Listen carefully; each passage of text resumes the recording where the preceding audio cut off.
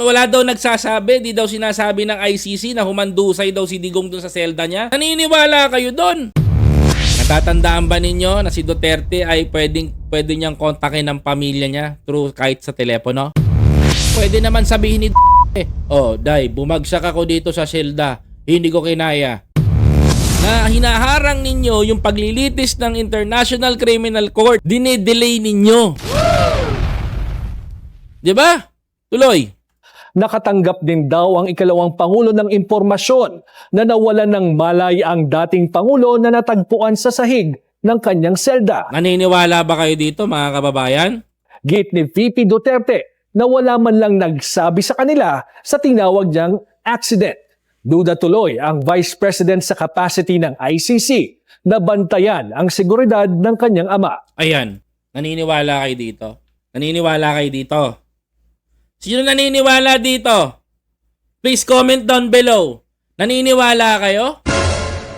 Na si hahandusay? Tapos sa statement ng mga Duterte, maniniwala kayo? Wala daw nagsasabi, di daw sinasabi ng ICC na humandusay daw si Digong dun sa selda niya. Tapos, grabe ang nangyari. O, ganito yan. Natatandaan ba ninyo na si ay pwede niyang kontakin ng pamilya niya through kahit sa telepono?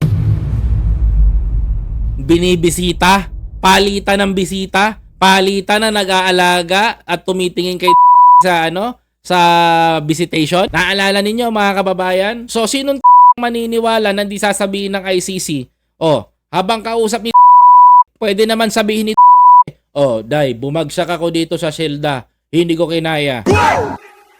Oh, common sense. Lahat ng mga tao, lahat ng Pilipino na nasa labas ng ICC, mga kabayan ko, is updated sa kanila palagi.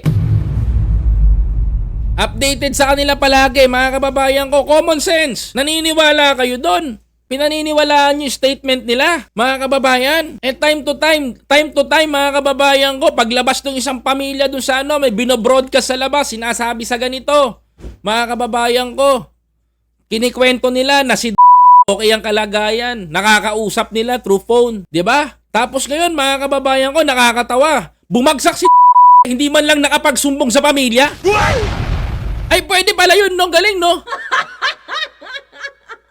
Ay, kalokohan. So, sasabihin nila ngayon, hindi nakakausap si Duterte. Hindi nakakausap si Digong. Wala maniniwala sa kwento ninyo. Ang totoo niyan, mga kababayan ko, gumagawa na naman kayo ng isang kwento. Oh, sige. Gawa pa ng kwento. Oh, tuloy.